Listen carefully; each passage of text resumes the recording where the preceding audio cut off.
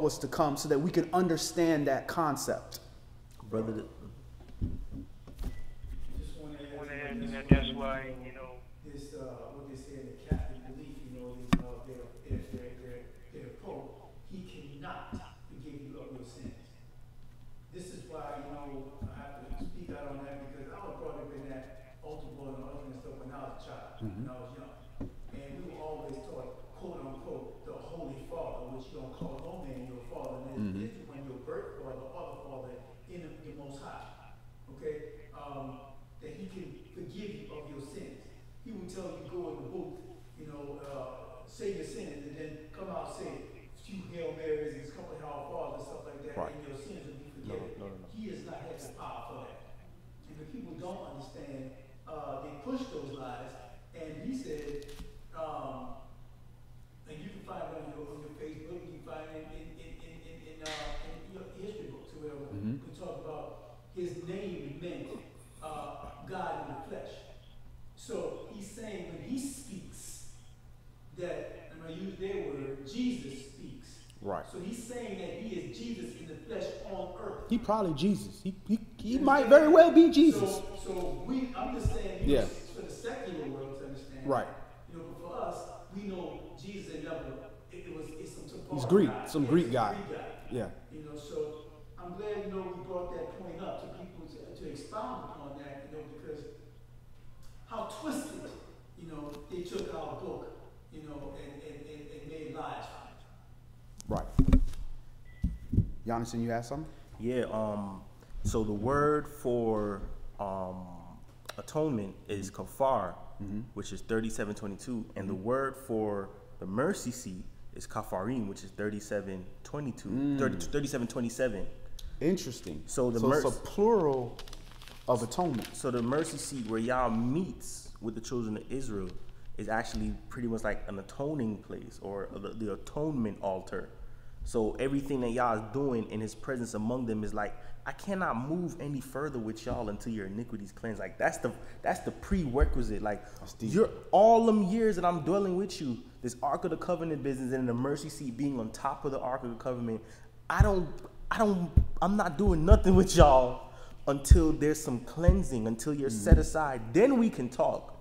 After you've did the blood and you sprinkled the blood and you've made your atonement before you even walking in, and you got you took the coals from the altar and you got the beaten apothecary incense to put with it, and you let the smoke fill up the whole inner oracle where the Ark of the Covenant is. Then we can bargain. Right. But if there is not any clarity, if there is not any atonement, if there is not any resolution, rectification, I'm not judging on your behalf at all. I don't do iniquity. I was like, I will not justify you. Right. Brother, And I want to say something. I know you got something to say about it. This is why I'm glad I brought this up. This is why people get, I say, twisted on grace and law. Yahweh's grace covers us to allow us to come under Him, so we can learn the law, so we can take it further. I mean, why do you think that, you know, Aaron got cleansed before he entered into the holy place? Why he had the holy clothes on before he went in? The man got prepared, that Moshe taught him, get prepared before you enter in to talk to the Father. Why do you think his sons were destroyed? Because they put profane fire before Yahweh. He don't play. You know, so yes, we are taught later on. Understand that we are supposed to follow the recipe that Yahweh put out to hear His word, or you're going to follow His word. Now do His word. Get baptized. Get cleansed before Yahweh. Put away the old man. Learn to put on the new man and Mashiach. Follow what Yahweh said do. Do what Mashiach did. He kept the 7 holy days of the year. He kept the 613 commandments, statutes, and judgments. He's the one who, as he immersed himself, you know, tried to teach the people, do as I am teaching you. Follow. If you love me, keep the commandments. So I'm teaching you how to prepare yourself to go before my Father. So this is what, you know, we try to tell people, because we have to do the same thing. If you don't follow the recipe Yahweh put down, what makes you think you're going to go before Him and you will hear Him? What makes you think He's going to accept your commitment to Him? He's telling you, seek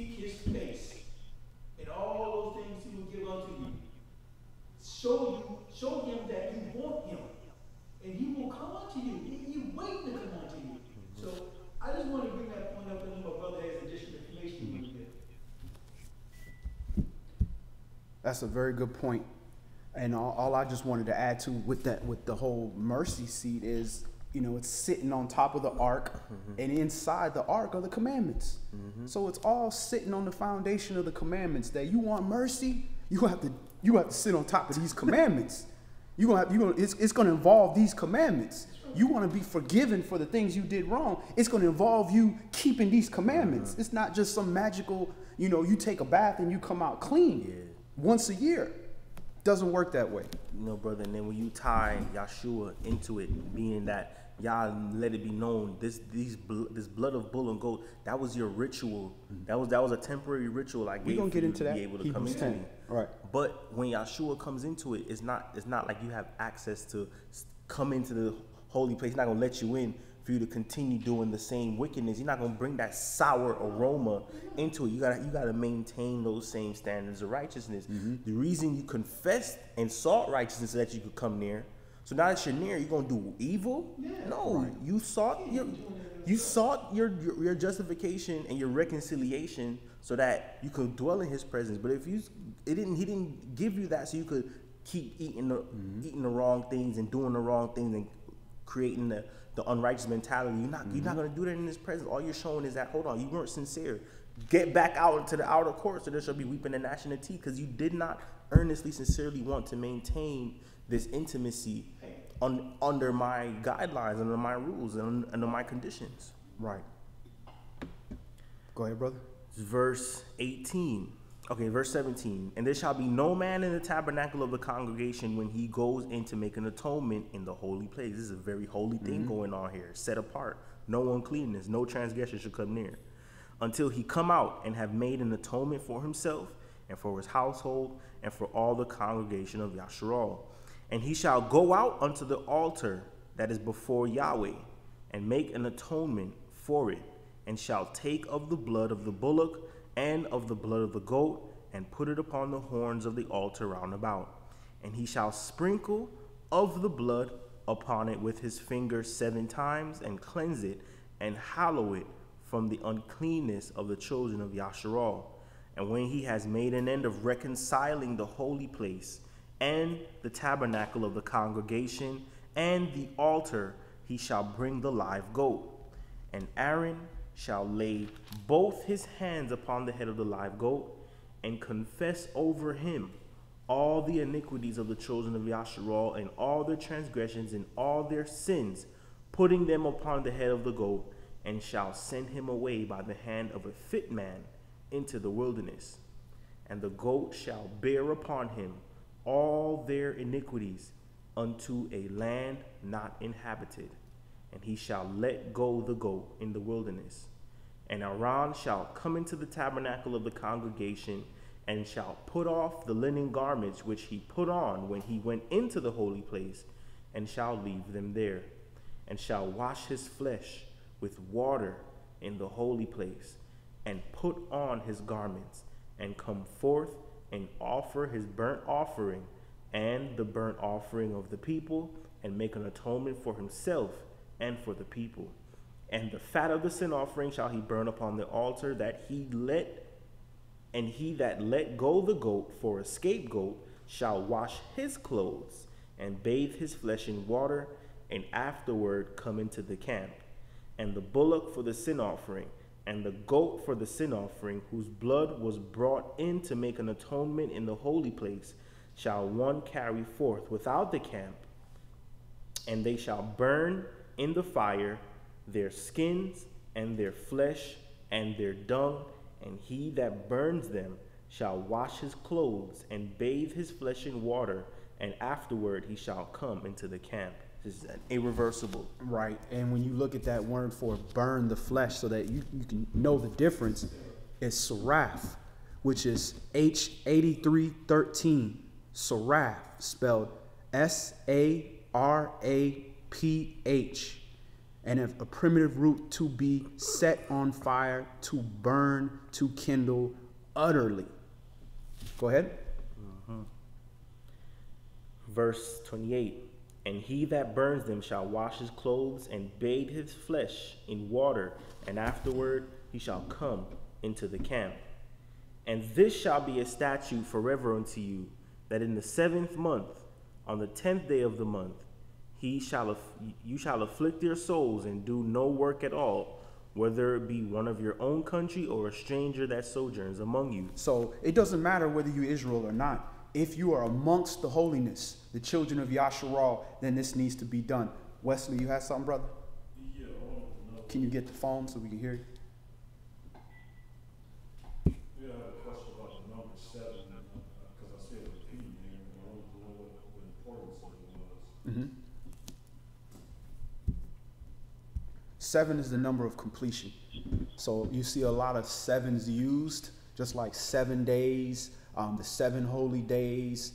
You know, the Shabbat is the 7th, and trumpets, the 7th month, Teruah. So, and then ultimately, it's also for instruction. He could have put 3 times, because he used 7s, he used 1s, he used 3s, he likes 40s. You know, he uses a lot of different patterns. 12.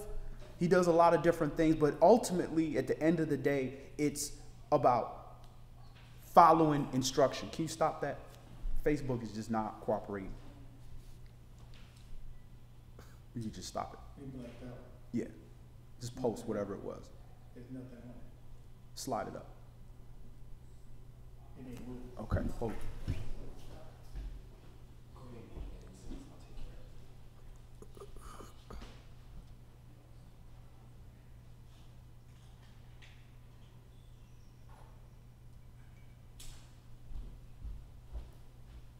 So ultimately, it's just about following instructions, you know, really trying to figure out exactly why he needs us to do something 7 times, maybe something we may not get the answer to. But ultimately, whatever he says do, it has to be done exactly that way, because a lot of what we're doing is a pattern of what's being done in Shamayim, in heaven. Mm-hmm. Does that also tie into when he says a righteous man falls 7 times? Or it's like, Very interesting. Is that like a complete, I guess, falling or something like that? I never looked at it that way. It says a righteous man falls 7 times, but he rises back up. So it could be meaning that there's a certain cutoff for how many times I'm gonna keep letting you fall, because once you come to that completion, that's it. You know, I'm not allowing. Now, obviously, if it was a number 7 times a week of fall, we'd all be, you know, long gone.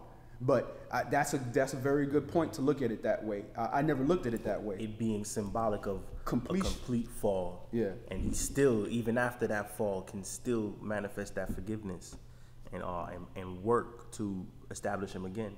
Right. And looking at what we just read about afflicting, we know that on the 10th day of the 7th month is when you, as a nation, whether you are an Israelite or whether you're dwelling amongst the children of Yasharal in their land, then you are to afflict yourself. So if we look at that word for afflict, it's H6031, which is anah, spelled A-N-A-H. And that's a primitive root to depress literally or figuratively, transitively or intransitively, abase self, afflict self, answer, chasten self, deal hardly with, defile, exercise, force gentleness, humble self, hurt self, ravish, submit self, weaken in any wise. So that is to afflict. But it says we are to afflict our soul. So, you know, in the English language, that soul could be, you know, construed different ways. You know, well, you know, I got soul. Brothers got soul. Or your soul, you know, my soul shall not remain in hell. What Dawid said. So we think that is the spirit. You're supposed to afflict your spirit. No, there's a different word for spirit. It's ruach.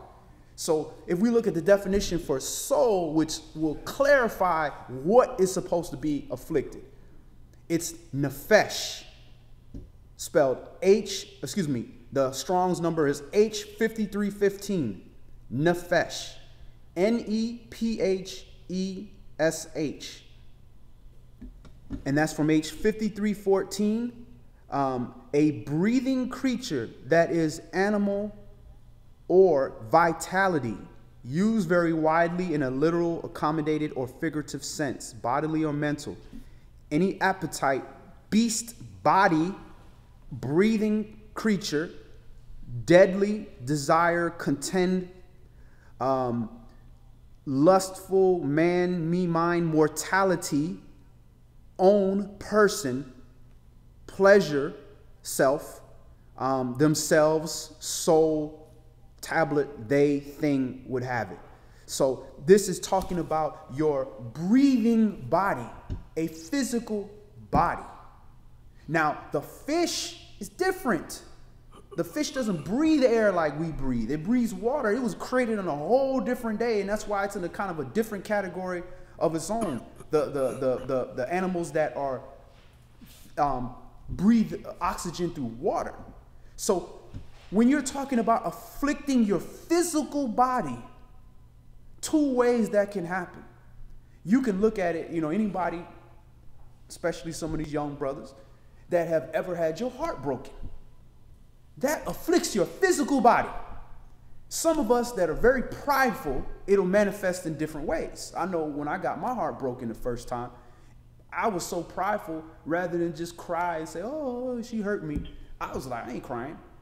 But that affliction manifested in me, and it physically made me sick, where I was balled up in a corner, just sick, hurt, stomach hurting, feeling like I wanted to vomit.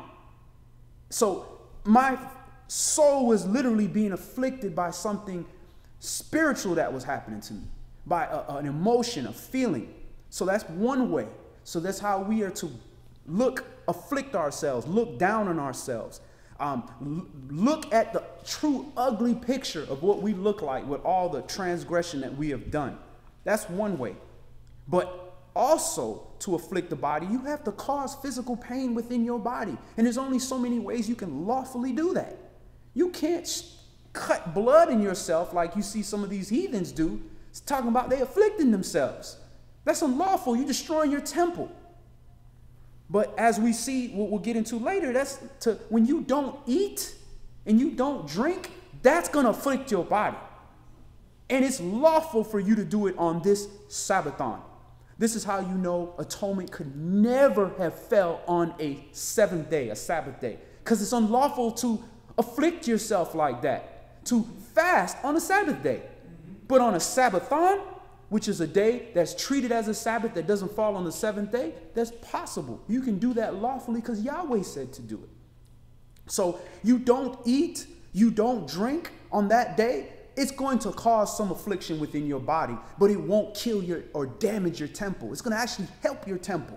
Because when you get sick, you naturally fast to help heal your body. So you cannot afflict your body without doing something to it physically to make your body physically suffer in some kind of way. And we were given the example by our forefathers how this was done. Go ahead, Elder. And could you explain that, brother, so people get an understanding of don't afflict yourself the pagan way? Mm-hmm.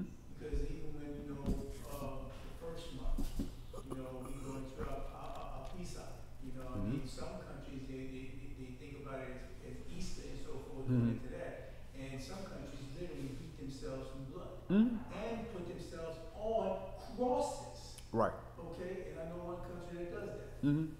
Okay, and so who told you to take whips, cat o' nine tails, and so forth, and whips come from, stingrays, and slash your backs? Mm-hmm. So you put yourself through all this pain to say you've committed yourself to the suffering of your Messiah. Mm-hmm. I mean, even the monks did this in England. You know what I mean? They beat themselves when they had evil thoughts. Right. Draw blood from their backs and so forth, thinking that they're more holy because they're paying attention to their evil thoughts. They're whipping themselves for being wrong. You see, this is pagan. They didn't understand the scriptures. They didn't understand what they're supposed to be doing when they say so afflict yourselves. Right. As you say, we can afflict ourselves when we don't eat. As Yahweh said, you're not supposed to eat anything. Right. Drink water, eat nothing. You know, and only worship him. Think about your evil thoughts. Ask him to forgive you. Pray to forgive you. Pray for your family. You know, that is affliction in itself, because you're not just sneaking the day away. You're doing something because you want your Father to forgive you. So, yeah, you're going to get very hungry. But we know when you continue to do these things year in, year out, we learn once we're talking to the Father, once we're praying to the Father, once we get into that deep meditation with the Father, we don't even feel the hunger. Right. Until after we finish praying, then it comes upon us. So, Yahweh is trying to show you how he's trying to cleanse us. To get forgiveness from him. You know, because we are paying attention to what he asked us to pay attention to. Right. You know, so just want to make that point clear. Right, and that, again, you have to afflict yourself lawfully. It's unlawfully to cut yourself and do all those type of things. You damaging Yah's temple. That temple don't belong to you. It's like a rental car. It was loaned unto you. And you damage that rental car, you're going to have to pay for it. Point blank.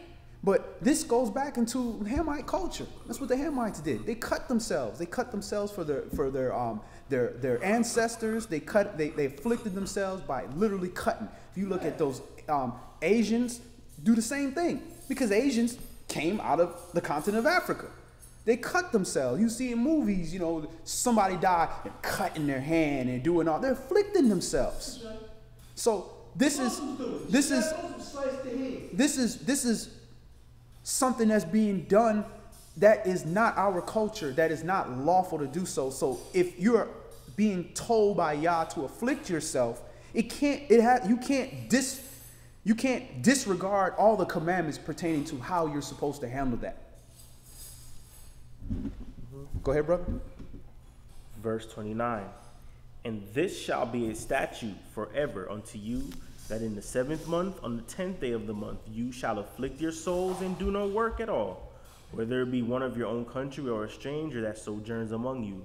For on that day shall the priest make an atonement for you to cleanse you, that you may be clean from all your sins before Yahweh. Okay. It shall be a Shabbat of rest unto you, and you shall afflict your souls by a statute forever. And the priest whom you shall anoint, and whom he shall consecrate to minister in the priest's office in his father's stead, shall make the atonement and put on the linen clothes, even the holy garments. And he shall make an atonement for the holy sanctuary, and he shall make an atonement for the tabernacle of the congregation and for the altar, and he shall make an atonement for the priests and for all the people of the congregation. And if you go to verse 31, just to get in some Hebrew, and we'll actually get into that on actual atonement. A sneak preview is, if you look at verse 31, it says, it shall be, which is the 10th day, it shall be a Shabbat of rest. I mean, that's just, that's kind of bad translation there. It shall be a Sabbath, as far as H76, which is an intermission, that is specifically the Sabbath. But we know the Sabbath is the Sabbath day. It's the 7th day. That's the name of the 7th day. But then when you go to the next word where it says rest, if you look at that word for rest, that's a very important word that often is not taught. It's Sabbathon, H7677. Shabbathon, which is Shabbathon. And that is a Sabbatism or special holiday. So it's letting you know that it shall be a Sabbathon. It shall be a Sabbath, but it's not on the Sabbath. It's a Sabbathon. So you're treating it like a Sabbath, but it's a holiday. It is a holy day. And anytime you have something where it is a Sabbath, but it's not falling on the Sabbath day, the Hebrew is so specific that it's going to let you know that it's not talking about the Sabbath day. It's talking about a day that is treated like a Sabbath because it is a Moadim. It's a holy day. You know, brother, it's interesting too, because you remember in Acts chapter 20, it talks about Paul's travels, and he says, you know, on the day of the feast, and then on unleavened bread, and it counts to Pentecost. In Acts chapter 20, verse 7, it says, and because it talks about, I guess I could go from, he had wait for him. And it talk. Okay, I'll go from verse 5. And it says, "These going before tarried for us at Troas, and we sailed away from Philippi after the days of unleavened bread, and came unto them to Troas 5 days, where we abode 7 days." So,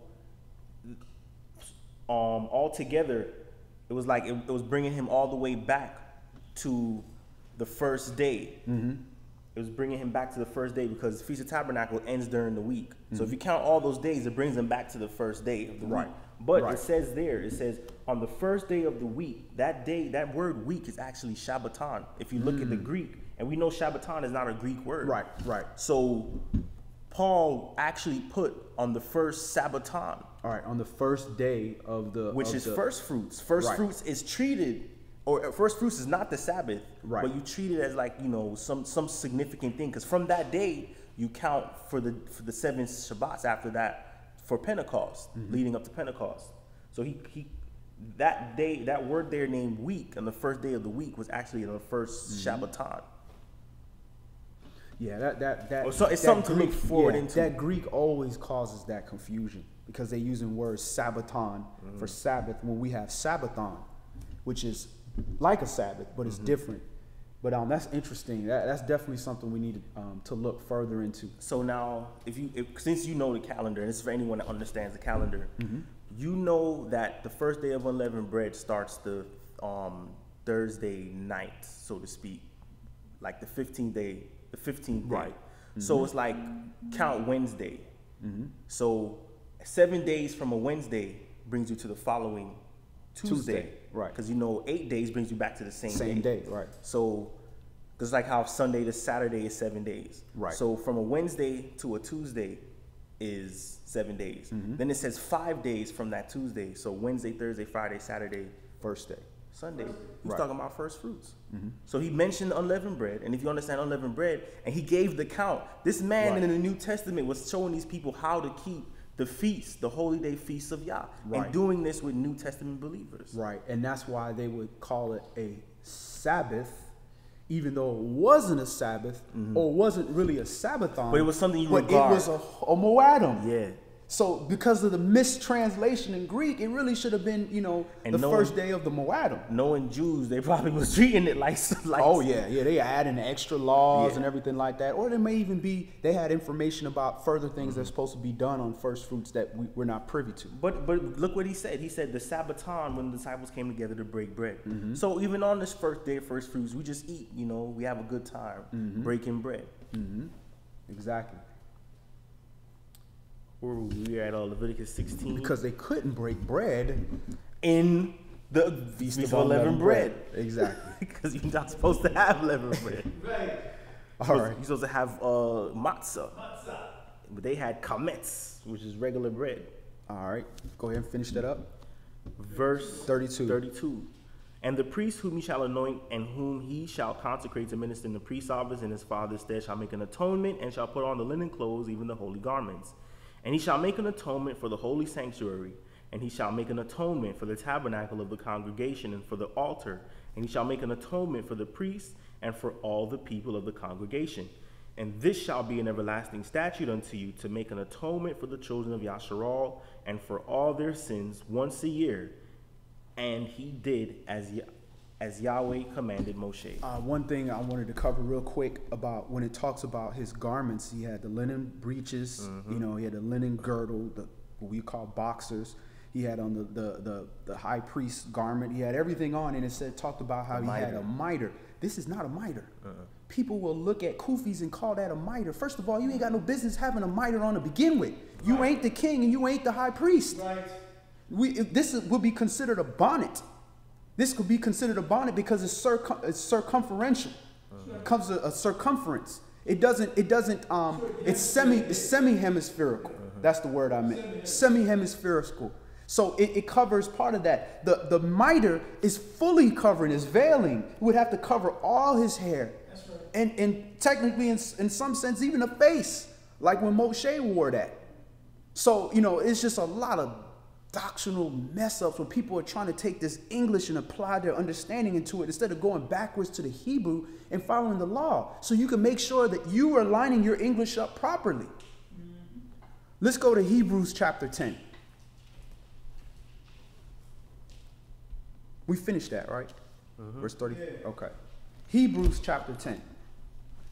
And, you know, I was taught that, you know, you get you a kufi, that's a miter. You need to have a miter on and all this type of stuff.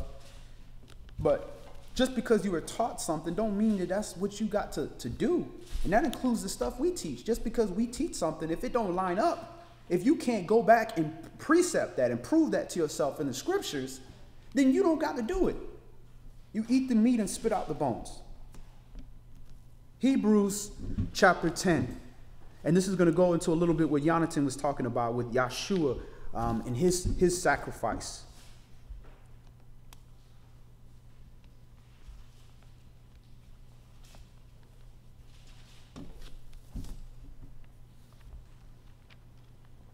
And what people don't grasp is it was never the blood. And this is what people would try to use against us, this blood, the blood covered under the blood. It was never the blood of an animal or the killing of an animal that covered us. No. It was the action of doing that was giving us grace for that. To pick up that humble and contrite spirit, because we were supposed to be halfway decent human beings that cared about at least our own animals, because we weren't sacrificing somebody else's animal. We were sacrificing our own animal.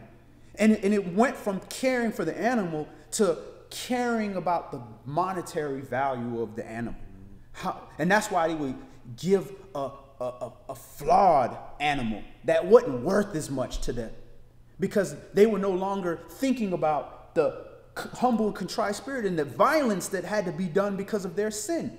So they were caught into that. And we're still doing that, where we're thinking that because we put money in a collection plate, that's covering us from our sins, when you have no intention of stopping the thing that you did.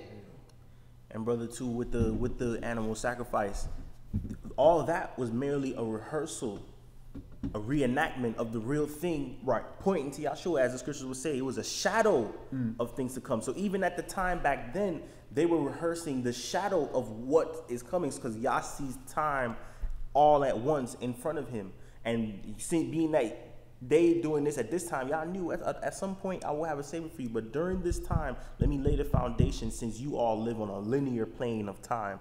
I don't. Right. So y'all are gonna do the shadow of this brightness of my son's coming that is gonna cover all the sin that you're doing. And then how wicked is it for you to come and bring a spotted or speckled offering to something that is barely covering you to begin with? You better do it as perfect as you can. Yeah, it's completely flawed, because the whole point of the animal was to get you to have the humble, contrite spirit.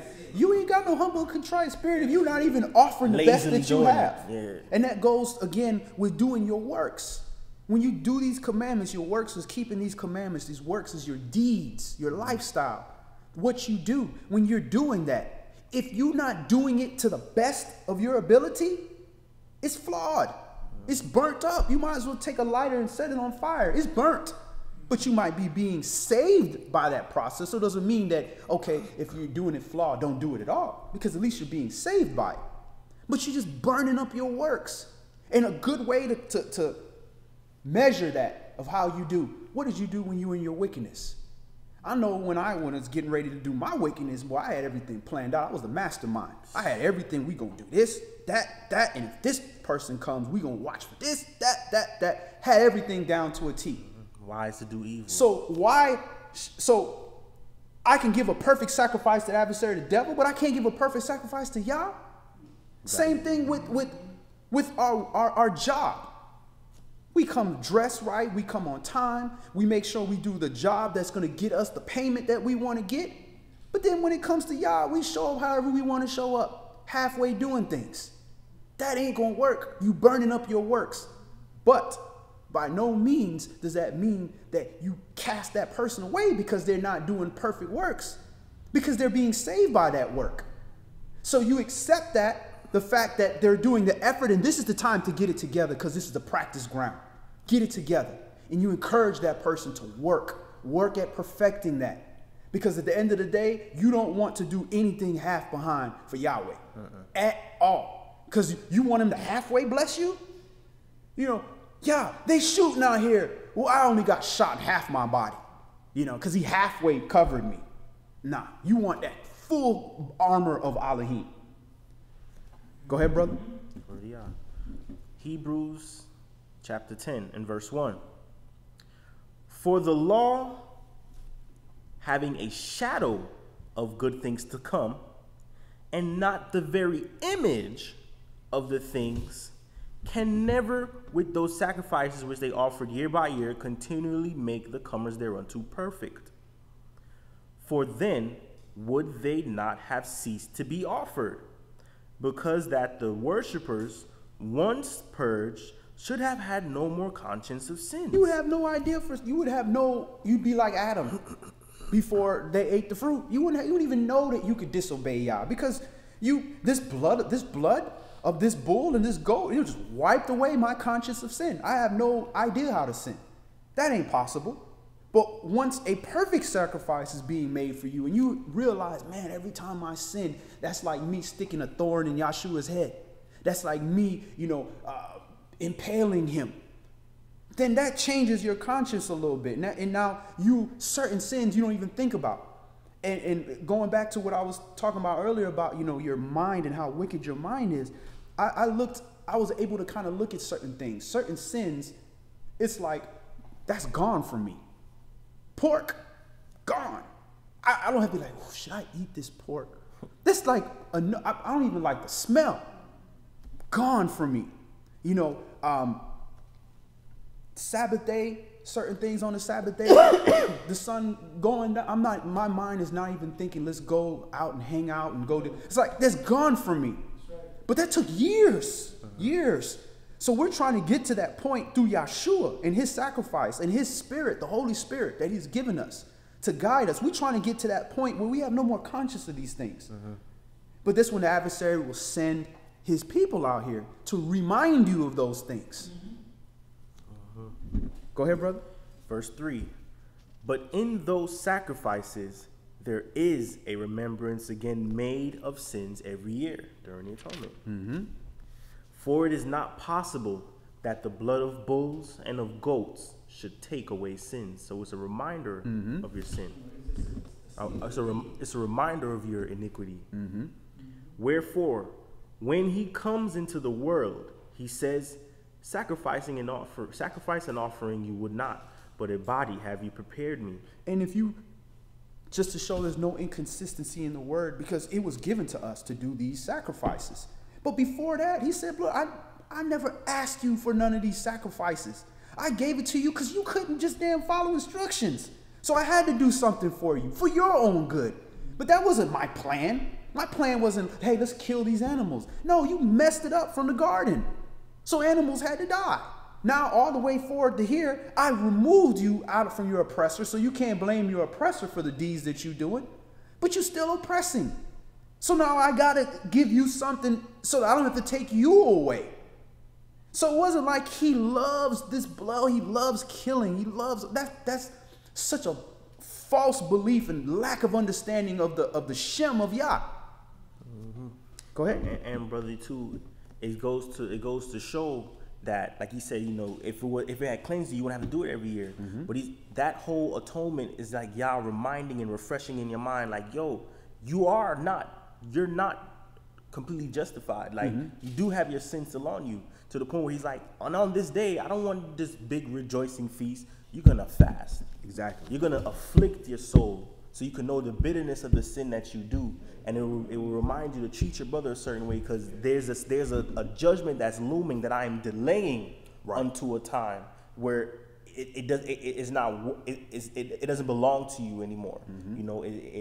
It cannot rightfully rest upon you. This judgment, you get your works up, so that when I compare your works and the judgment that comes for some of your other works, they don't add up, and you're not even worthy of being judged such anymore. Right. Verse 6, in burnt offerings and sacrifices for sin, you had no pleasure. Then said I, lo, I come, in the volume of the book it is written of me, to do your will, O Elohim. Above when he said, sacrifice and offering and burnt offerings and offering for sin you would not, neither have pleasure therein, which are offered by the law. Okay, so again, they're offered by the law. So that's letting you know, again, when you seeing that the law, the works of the law, a lot of times it's just talking about the animal sacrifice portion. Yahshua didn't come here to wipe away any righteousness. Like, you don't got to do righteousness. No, he never came to wipe that away. Brother, Paul does a good job pretty much blasting away any confidence people had in the old way of doing things. Right. To say this animal sacrifices wasn't something that Yah was glad to keep up. Right. He was looking to take it away from you at some point, being that it was an imperfect, it was imperfect offering, but he has better in place of you. So anyone that's still, trying to do holy days and stuff without having in mind that your justification is in the Mashiach. Your justification, Yah has done this work for you to justify you and has taken good pleasure in doing it. If you're still doing it without it and you're like, this Passover is about killing the lamb and smearing the blood, like, You don't get it. you're still in the remedial aspects of our salvation and our sanctification.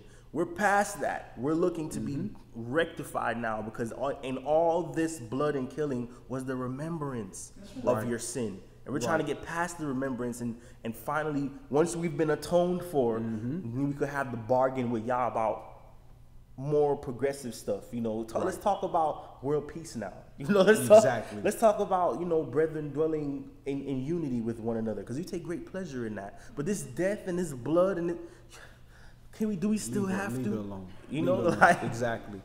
And, we also have to be careful, and I always try to make sure that we don't want to create an idol out of Yahshua, Mashiach.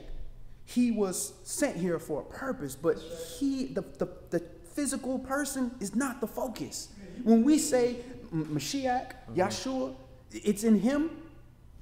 Understand that was the name that was given to him, besides the spirit, Yahshua.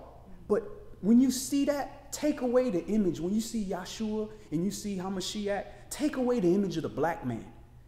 You should have been removed the white man, Caesar Borgia, a long time ago. But remove the black man image and place the image of the Word. He is the Word. So anytime you hear Yahshua, it's synonymous with the Word, keeping these commandments. So all these things is about you doing the righteousness of this Word, the commandments. And part of that is believing what the word that was given unto us. So when he said, I'm going to send my son to be an offering for your sin, you have to believe that. That's part of that. It doesn't remove the fact that you got to keep the commandments, just like it doesn't remove the fact that you believe in the Mashiach, Yahshua, the Son of the Most High, because you believe in the commandments. It's all together, but we have to reprogram our brains from the idolization of physically having to see the person and make the person the focus, when it was about the word that was in him, the same thing that's in us that we received through him in the Holy Spirit. Go ahead, Elder.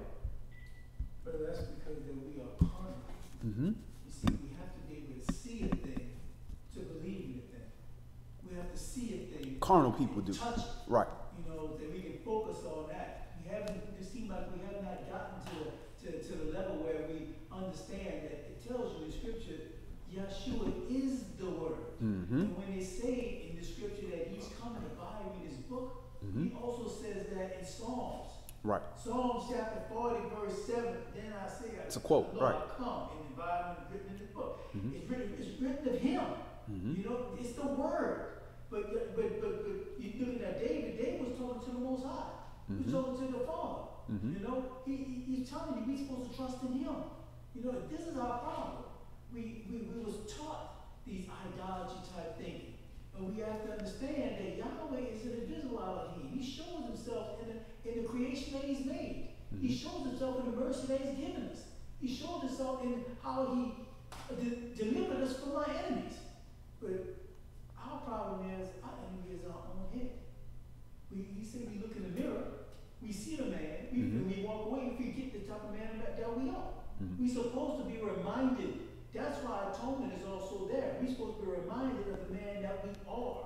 And repent for the sins that we commit.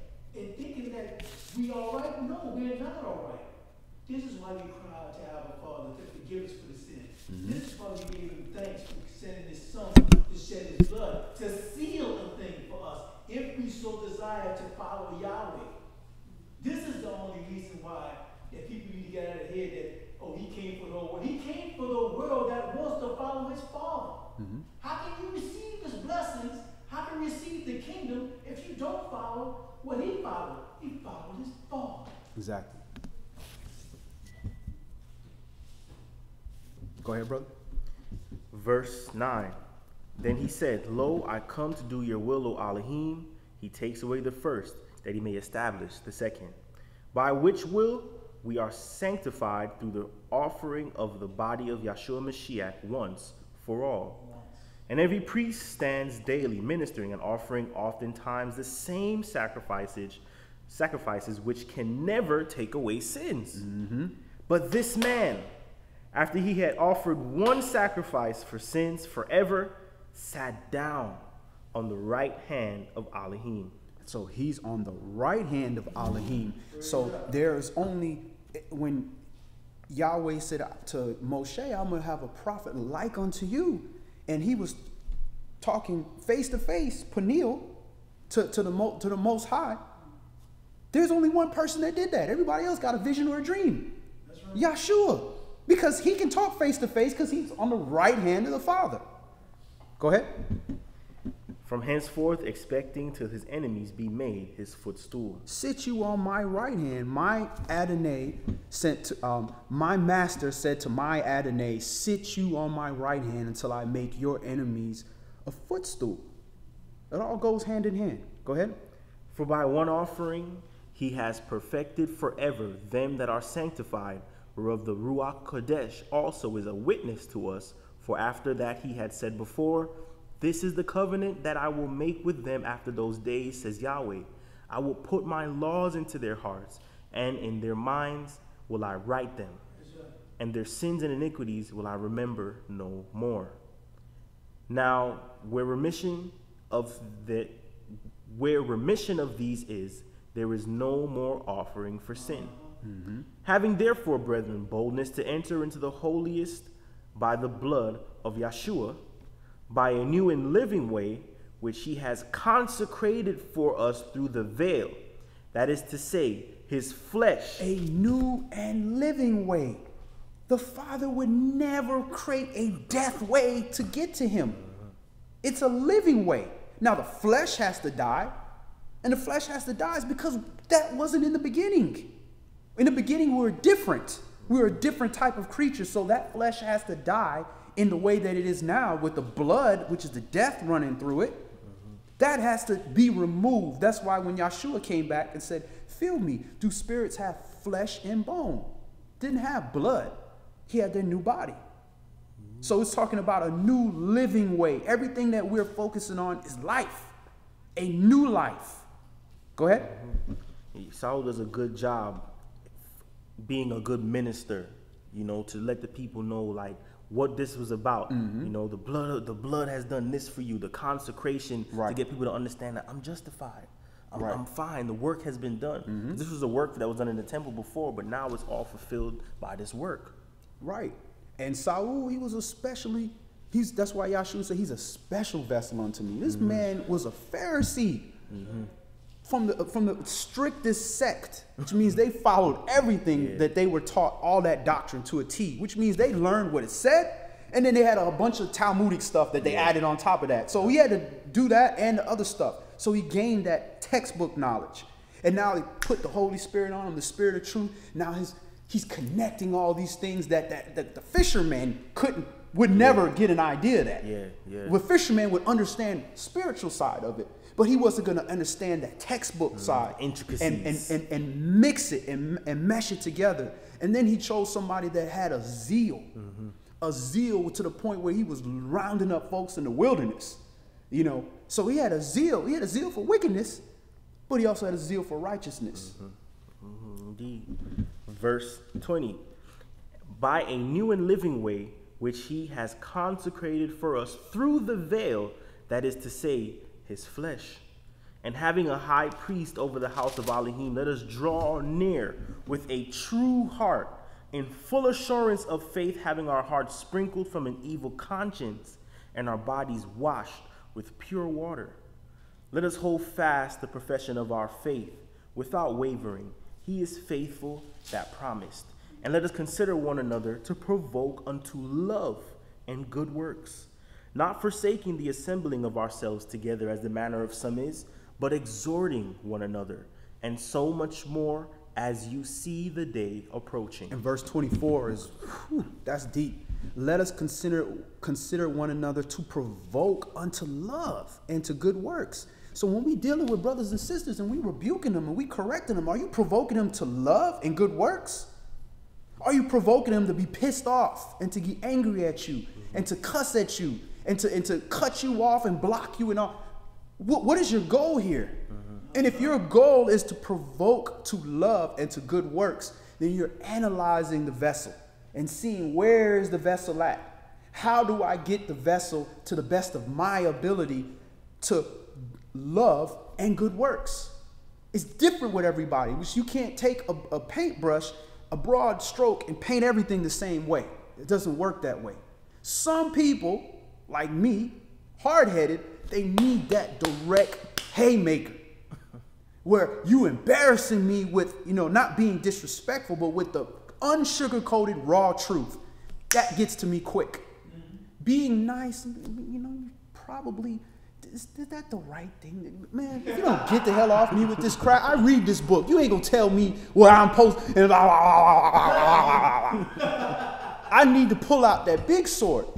And I know that. That's me. So I know that's what I have to work on. So I try to make sure that I don't have to get my head chopped off. So we have to learn how to deal with each other in that manner. Some brothers yelling on the streets and all that, it's appropriate for appropriate time.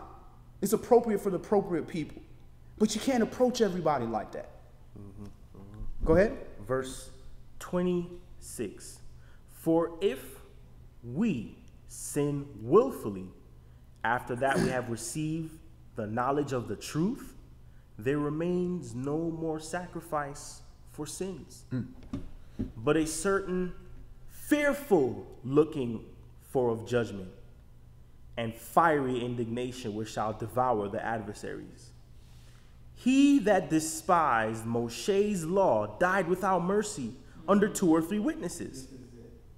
Of how much more sorer punishment suppose you shall be thought worthy, who has trodden underfoot the son of Elohim, and has counted the blood of the covenant wherewith he was sanctified an unholy thing, and has done despot unto the Ruach of grace. For we know him that has said, vengeance belongs unto me, I will recompense, says Yahweh. And again, Yahweh shall judge his people. It is a fearful thing to fall into the hands of the living Elohim. But call to remembrance the former days in which, after you were illuminated, you endured a great fight of afflictions, partly while you were made a gazing stock, both by reproaches and afflictions, and partly while you became companions of them that were so used. For you had compassion of me in my bonds, and took joyfully the spoiling of your goods, knowing in yourselves that you have in heaven a better and an enduring substance. Cast not away, therefore, your confidence, which has great recompense of reward. For you have need of patience. After you have done the will of Elohim, you might receive the promise. For yet a little while, and he that shall come will come, and will not tarry. Now the just shall live by faith. But if any man draw back, my soul shall have no pleasure in him. But we are not of them who draw back unto perdition, but of them that believe to the saving of the soul. All right, to the saving of the soul is going to save your body in this world and your spirit in the next world. All right, let's move on. Let's go to Psalms chapter 35 because we're going to talk about a little bit about this, how you afflict yourself. Because it doesn't tell you, and this is what people that don't want to afflict themselves. These are usually people that got stomach problems, people that have a problem with not satisfying their flesh. They will find every excuse in the book not to fast. They'll say, well, it doesn't tell you where you shall afflict yourself by not eating or drinking anything. So you have to look at how was this handled? How did the brothers and sisters afflict themselves lawfully? And brother, you can see why, some people will consider atonement to be like a new year, because you get a cleansing start, so to speak. Mm-hmm. So figuratively, it's somewhat of a new year, but it's not. But being that cleansing happened, people feel like, oh, it's a new thing, to the point where even the Jubilee year, the 49th year, in the 49th year, you announce it, and that whole 50th year becomes. I figured out why Jewish people call it a new year. They call it a new year because what do Jewish people, what are they over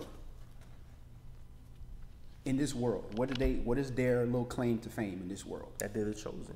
Besides that lie, what they actually are controlling. Jewish. Monetary system. Money. They all about bread, period. So what happens in the Jubilee, the 7th year? All the stuff is returned. It's it. It returns and it resets. So they have to loan money based upon how much time before I wipe all this stuff out. So they like bump that. It's a new year. Everything starts from here. I'm starting fresh. I'm getting all this money. So their whole idea is based upon monetary money. So they're like, well, after 7 years, after this time, it resets. And then you got to give everything back. And now if I loan you from this point forward, it's 7 years from now before it resets. So that's why they start that year over at that point. Because nowhere in this book is it telling you it's a new year. Nowhere in this book. It's not even close to the new year. It's not even close to the end of the year, much less a new year. Go ahead, Elder.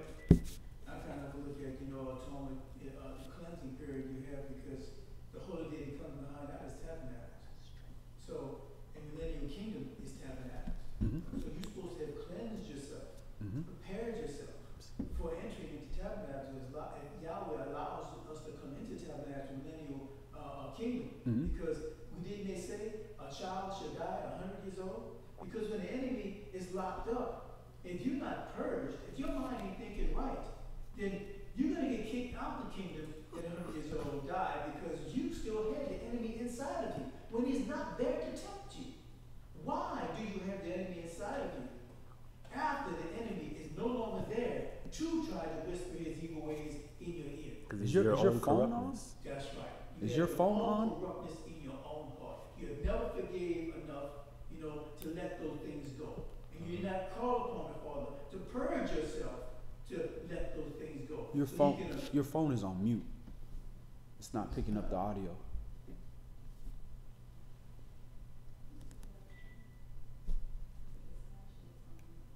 No, it's off. All right. Okay. I don't know where I lost myself at, but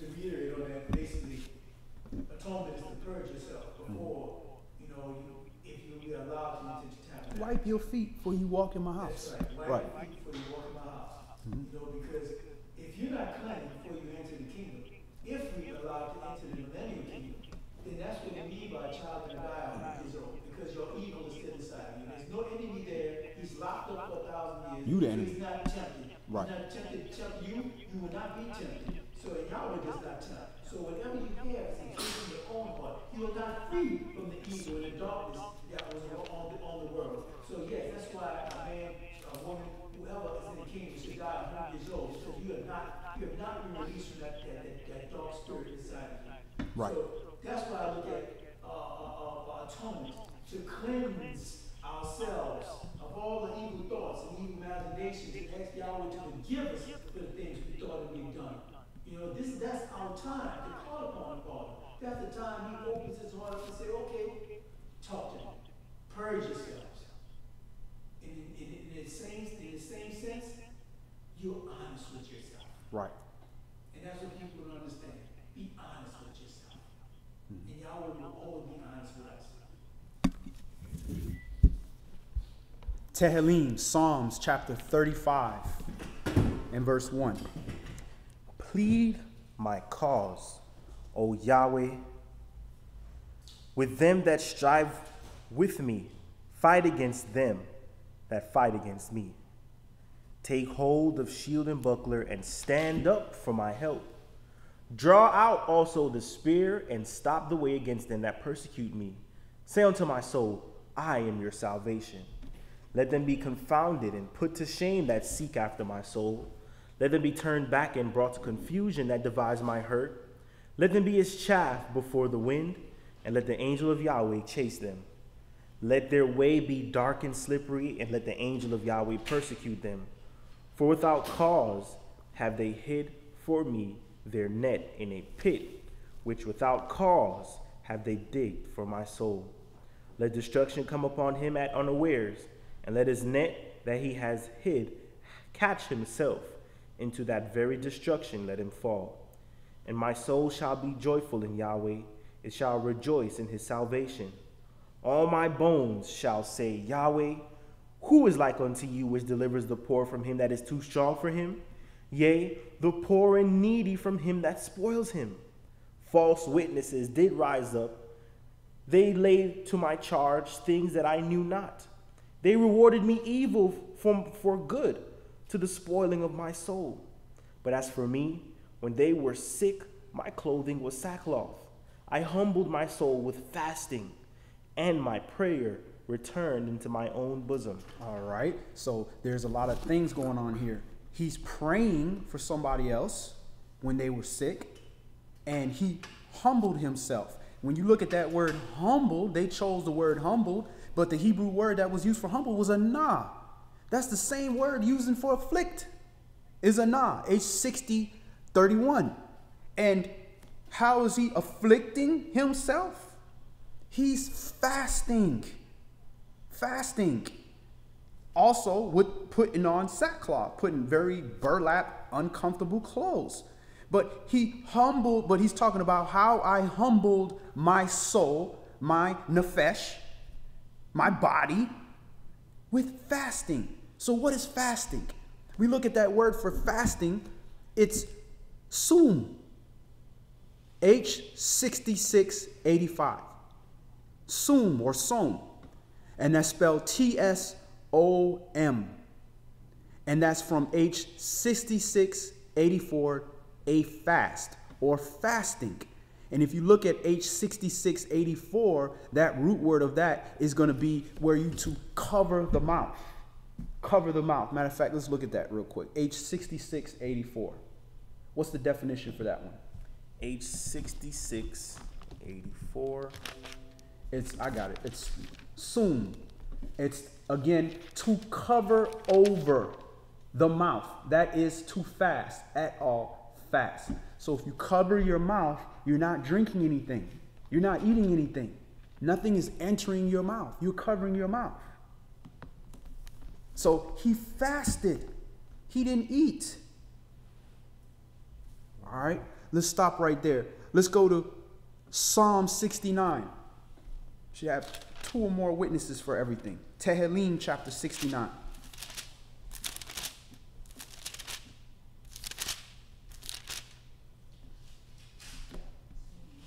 Psalms, Tehillim chapter 69.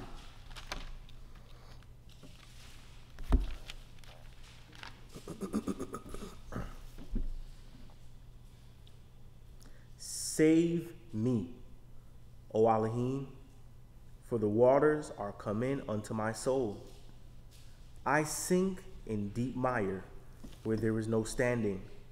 I am come into deep waters where the floods overflow me.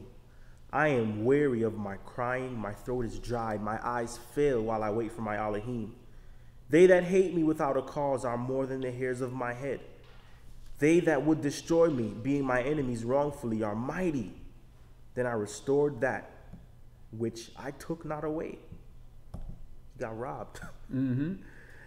O Elohim, you know my foolishness, and my sins are not hid from you. Let not them that wait on you, O my sovereign Yahweh of hosts, be ashamed for my sake. Let not those that seek you be confounded for my sake, O my Elohim of Yasharal. Because for your sake I have borne reproach. Shame has covered my face. I am become a stranger unto my brethren, and an alien unto my mother's children. For the zeal of your house has eaten me up, and the reproaches of them that reproached you are fallen upon me. And this is also prophecy. The zeal of your house has eaten me up. Go ahead. When I wept and chastened my soul with fasting, that was to my reproach. Okay, so he's letting you know. Again, when he is chastening himself, afflicting himself, his body, doing that to his body, he is using fasting. This is what we did. And when we on Kippur, we'll actually go over some more examples of this is what we did as a nation when we wanted Yahweh to hear our prayer. We fasted. Because when you got a room full of people, of your family, of people you love, one person say I'm hungry, everybody else is having a good old time. You're like, all right, we'll get to it in a minute. But you got the whole room, everybody's starving to death, begging for something. You listening. You hearing that. Let's stop right there.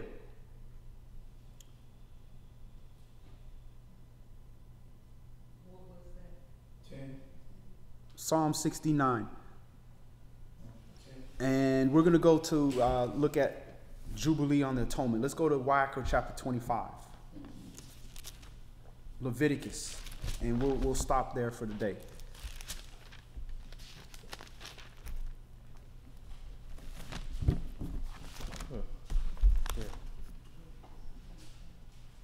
I think that's when we began our calendar. 14, 15, around there. 15 and 16. Well, when we began Enoch, we began Enoch in 2015.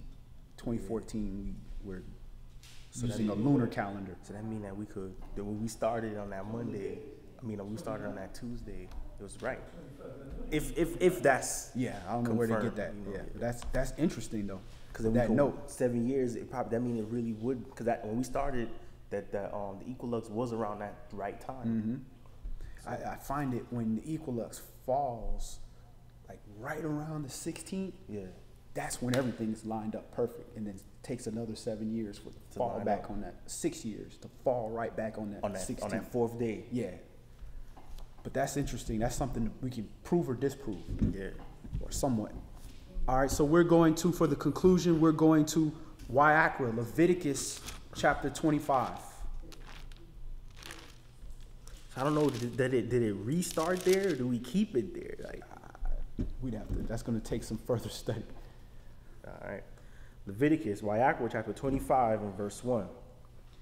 And Yahweh spoke unto Moshe in Mount Sinai, saying, Speak unto the children of Yasharal, and say unto them, When you come into the land which I give you, then shall the land keep a Shabbat unto Yahweh. 6 years you shall sow your field, and 6 years you shall prune your vineyard, and gather in the fruit thereof. But in the 7th year shall be a Shabbat of rest unto the land, a Shabbat for Yahweh. You shall neither sow your field nor prune your vineyard. All right, so that goes back again to that, Brother Wesley was asking that number of completion, 7. Go ahead. That which grows of its own accord of your harvest you shall not reap, neither gather the grapes of your vine undressed, for it is a year of rest unto the land. And the Sabbath of the land shall be meat for you and for your servant and for your maid and for your hired servant and for your stranger that sojourns with you, and for your cattle and for the beasts that are in your land, shall all the increase thereof be meat. And you shall number 7 Sabbaths of years unto you, 7 times 7 years. 7 times 7 years. And The space of 7 Sabbaths of years shall be unto you 49 years. Verse 9.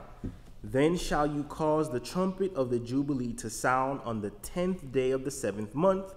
In the day of atonement shall you make the trumpet sound throughout all your land. So that's on that 49th year. And you shall hallow the 50th year, and proclaim liberty throughout all the land unto all the inhabitants thereof.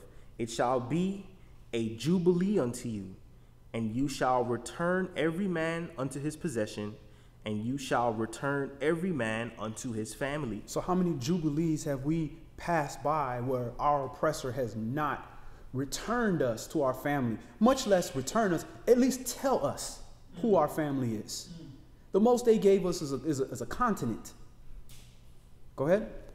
A jubilee shall that 50th year be unto you. You shall not sow, neither reap that which grows of itself in it, nor gather the grapes in it of your vine undressed. For it is a jubilee, it shall be holy unto you. You shall eat the increase thereof out of the field. In the year of this jubilee you shall return every man unto his possession. And if you sell anything unto your neighbor, or buy anything aught of your neighbor's hand, you shall not oppress one another. According to the number of years after the Jubilee, you shall buy of your neighbor. And according unto the number of years of the fruits, he shall sell unto you. So you're not going to loophole Yahweh. He going to be like, listen, you know Jubilee's about to come. All this stuff's going to go right back. You can't be selling me this land at full price, because I'm going to have to return it to you in a year. So this is why the Jewish people, they consider this new year, that's my theory at least, why they consider it that new year. Because they're all about this money. They're all about these loans. They're all about this finance, these fake monopoly dollars. Go ahead. According to the multitude of years, you shall increase the price thereof.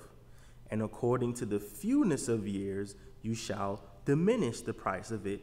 According to the number of years of the fruits does he sell unto you. You shall not oppress one another, but you shall fear your Elohim, for I am Yahweh your Elohim.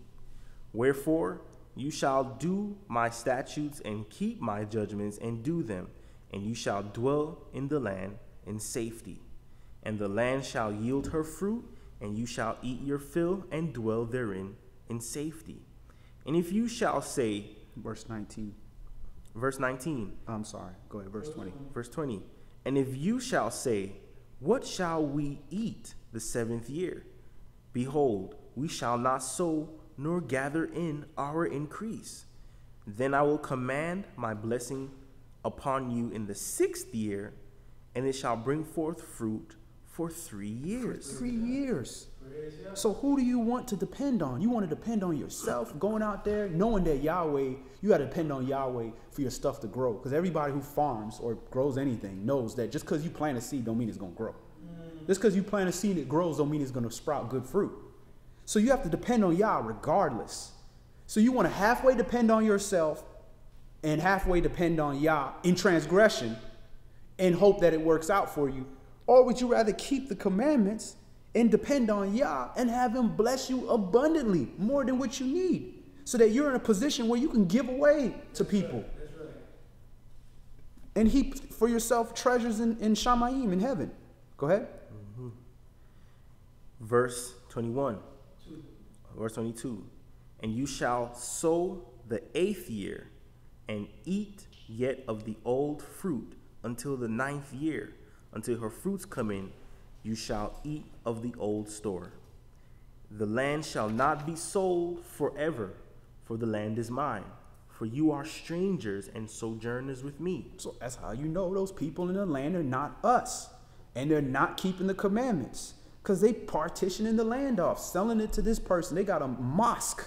They got all kind of stuff in the area that the land, you can't sell that land. And this is also, verse 23, is also why Jezebel was so wicked. She was trying to force her husband to sell and buy land that don't belong to them off another tribe. And kill the guy that owned it. Exactly, had him murdered. And that's the Jezebel spirit. And I'm going to do a class on that as well. Try to be very careful about doing anything about our women because they're being attacked so much that it's difficult to get in there, especially, you know, an emotional creature, and get in there and talk about a lot of these different things without the baby getting thrown out with the bathwater. But that Jezebel spirit was not because a woman is speaking and has authority and can you know, speak the word and command and corrects them. That's not Jezebel. It don't only fall on men either. Right. I mean, it don't only fall on women It's either. a spirit. A spirit men doesn't have a sex. We have a sex. And that's a great point. It'll be in the class as well. Because at the end of the day, when you try to usurp authority over somebody else who has authority, so for wicked purposes, that's Jezebel. Deborah did not have a Jezebel spirit. She tried to get the brother who had the authority to do the right thing. That's what a wife is supposed to do. Abigail did not have a Jezebel spirit. Not at all. But if you use a Christian or Americanized version of Jezebel, she was a Jezebel because she went over her husband, did what her husband did. But yet, at the end of the day, she saved a whole bunch of people. And if it wasn't for his pride, he could have saved them too. Go ahead. Verse 24. And in all the land of your possession you shall grant a redemption for the land. If your brother be waxen poor and has sold away some of his possession, and if any of his kin come to redeem it, then shall he redeem that which his brother sold. And if the man have none to redeem it, and himself be able to redeem it, then let him count the years of the sale thereof, and restore the overplus unto the man whom he sold it, that he may return unto his possession. But if he be not able to restore it unto him, then that which is sold shall remain in the hand of him that bought it until the year of Jubilee. And in the Jubilee it shall go out, and he shall return it unto his possession. And if a man sell a dwelling house, and in a walled city, the Jubilee is like a wholesale, boy. Verse 29. And if a man sell a dwelling house in a walled city, then he may redeem it within a whole year after it is sold. Within a full year may he redeem it. And if it be not redeemed within the space of a full year, then the house that is in the walled city shall be established forever to him that bought it throughout his generations. It shall not go out in the Jubilee. But the houses of the villages which have no wall round about them shall be counted as fields of the country. They may be redeemed, and they shall go out in the Jubilee. Notwithstanding, the cities of the Levites and the houses of the cities of their possession may the Levites redeem at any time. And if a man purchase of the Levites, then the house that was sold and the city of his possession shall go out in the year of Jubilee. For the houses of the cities of the Levites are their possession among the children of Yasharal. But the field of the suburbs of the cities may not be sold, for it is a perpetual possession. And this is going to be the children of Yasharal. When we go back, more specifically, the tribe of Yehuda is going to go back and they are repoing. Have you seen that that TV show, Repo, or whatever? That's what the children of Yasharal are going to do with Yehuda going in there and be like, bye, gotta go. It's repoing because that should have been returned to us long time ago. And parts of it, because of the prophecy, can't be returned to us because it looked like a desert. It's raised unto the ground. When we come here, it says it's supposed to be fruitful. So it seems that the homes in the walled cities is like prime real estate. So if you sold it, you sold it. Those are like kingdoms. It don't go in Jubilee. Like this is like the governors and stuff like that. This is prime. This is like Manhattan. But the outer stuff returns. The cities and the fields, those return in the Jubilee. And the stuff that belongs to the Levites stays with the Levites. You can kind of recover from that pretty quickly. You know, you just build another house somewhere else in another field or change it up. But you got a walled city, you know, like Jericho or whatever. This commerce. Takes plenty, and you know, you can't fix that up in 7 years because you see how long it take us to make things. So from them and them times, it really took them time to make some things. You can't just restore that and just be like, man, you know, I spent all this time building this walled city with all this stuff. You're going to have to pay me. Yeah. And if you can't pay me, they're just going to automatically go to you. Nah, yeah, that's Yahweh is righteous, man. Yeah. That's prime real estate. He didn't leave nothing out. That's why you don't have to add. There ain't no wickedness that he forgot to mention in there. No, nothing that where it comes like people, nothing belongs to anyone. It's like, nah, that's his possession. And then that city is like prime. That's like the sweetness of it all. You know, the Jubilee. Come with that money. Yeah. You either come correct, or that's it. That's it. Go get you a field house. Right. You be all right. You'll be all right. Yeah. You want to be all up in the city. You got to be looking at that walled city while you standing in your little shack. But you trying to be next to the king. Verse 35. Mm-hmm. And if your brother be waxing poor and fall in decay with you, then you shall relieve him, yea, though he be a stranger or a sojourner, that he may live with you. Take no usury of him or increase, but fear your Elohim. This is love for one another, that your brother may live with you. That you shall not give him your money upon usury, nor lend him your victuals for increase. And that is something that you got to think about that in modern times when you're doing business and what jobs you choose to do. Wow. Because if you a banker and you sitting in there charging people interest, your brothers, you oppressing your brother. So that's not a job we really supposed to be doing, even though we need brothers in that position. You know, we're in captivity. Oppression is a little bit different. It's difficult. It's not your money you're lending, but you got to keep that in mind. When it's your physical money that you lending somebody or doing something, you got to be. You can't take usury from your brother because it's taking away you're taking away the gift that's come to you. The gift, the blessing that would come to you is, man, I took care of my brother and sister. I helped them. I need the money back, but I helped them. Then Yahweh can bless you and say you won't even need it back from the person. So there's two types of fallen poor, because in verse 25 it says he fallen poor has to sell some of his stuff. Then you have waxing poor and fall into decay in verse 35, meaning that he's not even profitable anymore. He's all the way. Like, so it would be like we have loans. He's homeless. Yeah, we have loans and this man not even making the money to repay, and we still have to have the interest to pay every. Like, this is like, nah. That's what the banking system does right now. That's what it does.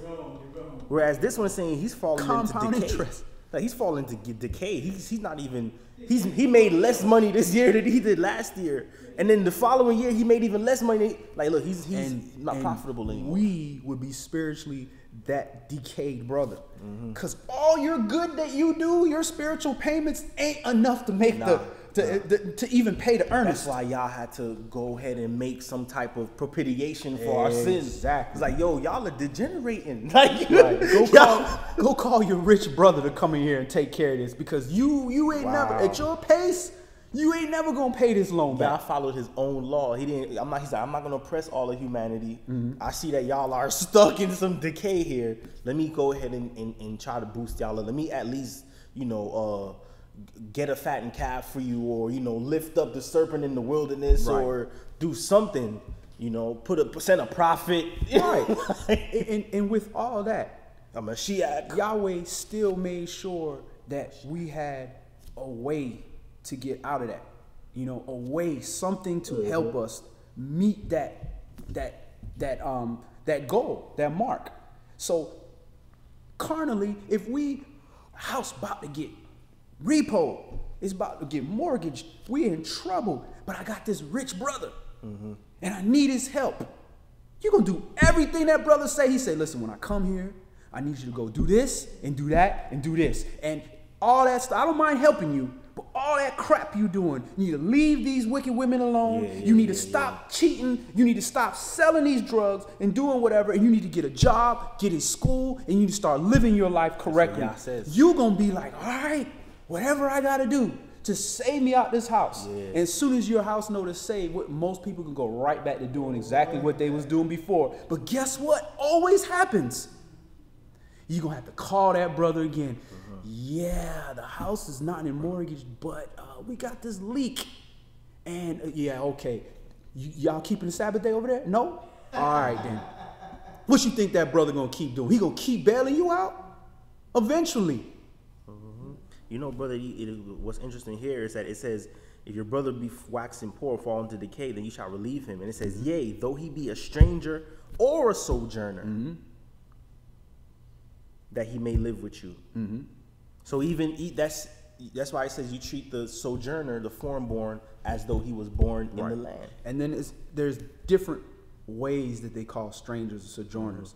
Sometimes it's talking about the stranger, which is ethnos, you know, a goyim, somebody that's not from us. And then you have brothers that are not living amongst Israel. They traders, they decided to go to Greece, and they're doing that. And yeah, they have some, that's what a lot of these people that were coming from, you know, in 70 AD were traveling from Greece to come down there to keep the Passover. They would be kind of strange to the people in the land. It's like, bro, you're not from around here. Look how you dressed. We don't know, but you could, and you can't look at him and say he Israel because it's just black people. Yeah, there's black people all around us. That don't mean you Israel.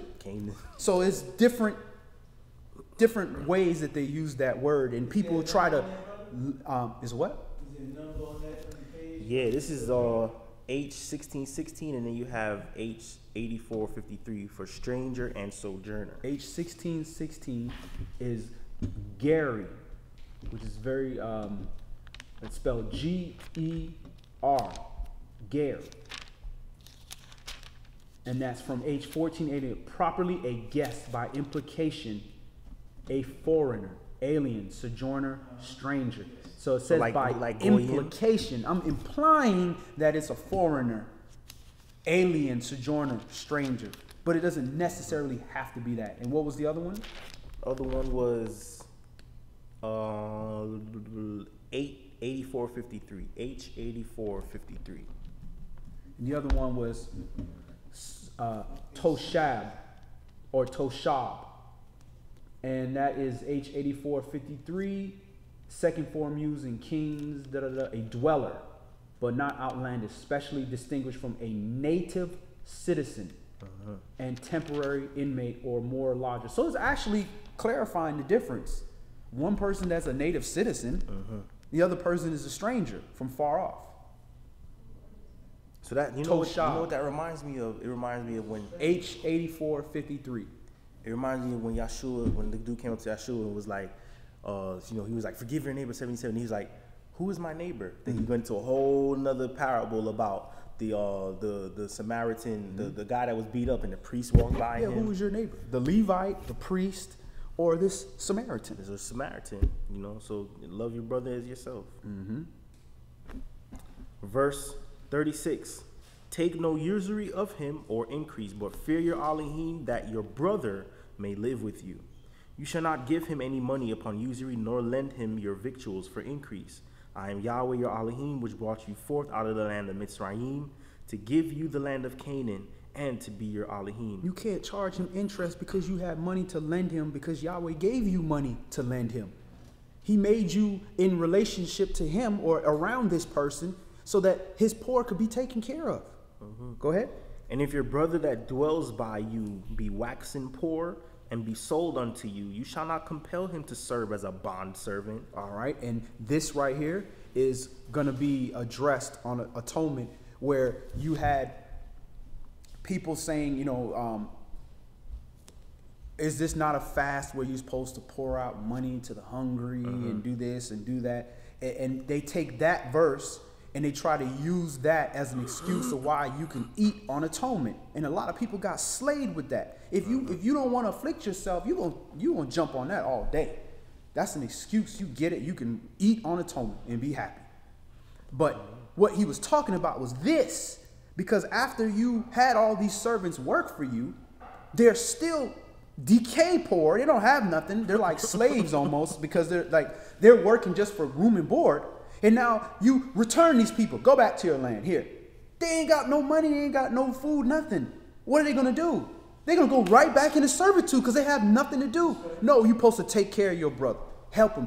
Get him back on his feet so he can establish his household for his nation. That's what that was for. That don't mean on the Day of Atonement you feed that brother. That means on the Jubilee, which happens on Atonement, in that year, you're taking care of them. Because what will we do? Oh, crap. It's the 7th year. All y'all got to go.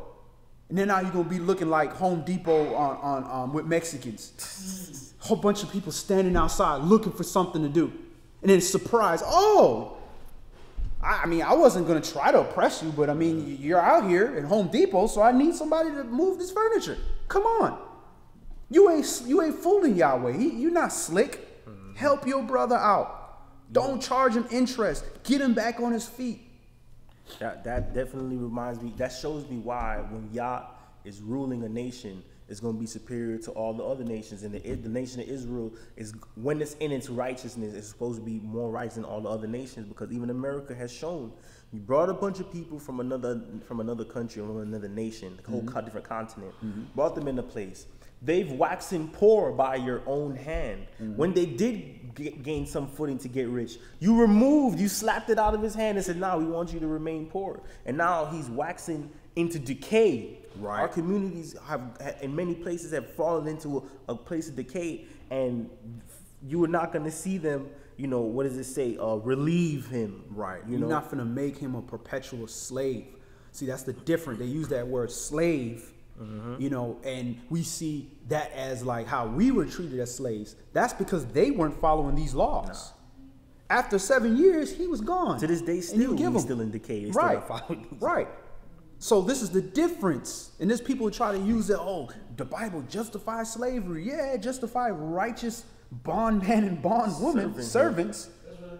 You know, so we'll stop right there. That's what I wanted to get to. I wanted to get to that because we're going to cover that on atonement. Wonderful. To talk about, you know, we dispelling all that stuff about, you know, how you rectify evil. Yeah, you can't justify it. And just a good thumb rule of dealing with this law is if it's hard for you to do something and the commandments are telling you that you need to do that, or a majority of the word is leaning towards that direction, and it's easy for you not to do it, and you find one stray scripture that says that you can justify not doing it, tarry on that for a while. At least find a second witness before you do that, because it's the right thing to do is usually not the easiest thing to do. And if your body will fool you in saying, well, it says that I can eat and I can do all these different things, your body couldn't wait to jump on that, because the flesh don't want to afflict itself. So that's why I had to deal with it. I looked at it, I saw some of those points before I had the full understanding, and my body immediately was like, yeah, that makes sense. Yeah, let's eat. And a lot of people get slayed with that. But you can't pull back. It's never going to be wrong for you to do the thing that is hard for you to do, that is going to better you in some kind of way. And then you have to remember what the precept of atonement is about. It's the remembrance that Yah is justifying you. And he's not like saying, everybody just have fun and rejoice. He's like, no, I want you to remember that the sin that you did was iniquitous, fast, afflict. It's different than every other holy day. Every other holy day, you can't even be sad. It's lawful for you to be sad. Yeah. It's unlawful for you to be crying. When we go over Ezra and all that, what you cry? No, you can't. This is a holy day. Don't nobody want you to come to their birthday party, they graduation celebration, and your dad died or something, and you just crying. They feel sorry for you, but like, bro, you ruining my party. This is supposed to be happy and celebration. You over here crying with this, your girl left you stuff. Man, you don't go back somewhere else with that. You need to go mourn. Go mourn, and come back tomorrow. So this lets you know that this is completely different from every other day. Because this is the only day we not feasting. The only day. Every other day is a feast. Other than first fruits, you ain't feasting until you come give that offering. You're going to get that sheaf. You're going to bring that sheaf. Then you can eat. So that's the only one that's letting you know it's completely different. I'm setting aside all your joy so you can look at your wickedness. So that's all we're going to do today. Any last questions or comments before we close in prayer? All right. All brothers remove their head coverings. All sisters pray with their heads covered. And we face the east towards Jerusalem.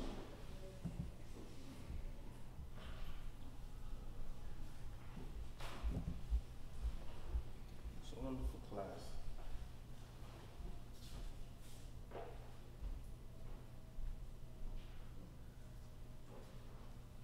Our Father, Yahweh, Elohim, the Allah of Abraham, Yashak, and Yaakov. Covenant Father, Elohim of Yasharal, we thank you, Yahweh, once again for your mercy, your joy that you've put in our lives, Yahweh, by giving us a day of rest, Yahweh, and giving us true rest on that day, where we can rest our minds from our burdens and rest our minds from our own ambitions, Yahweh, and have true peace amongst your family, Yahweh, doing the things that you commanded us to do, Yahweh. We're thankful, Yahweh, that you have showed us this day, that you have identified us, Yahweh, shown us who we are, and given us a means and a desire to sanctify and hallow this seventh day, Yahweh. We're thankful and we acknowledge that we're truly not worthy, Yahweh.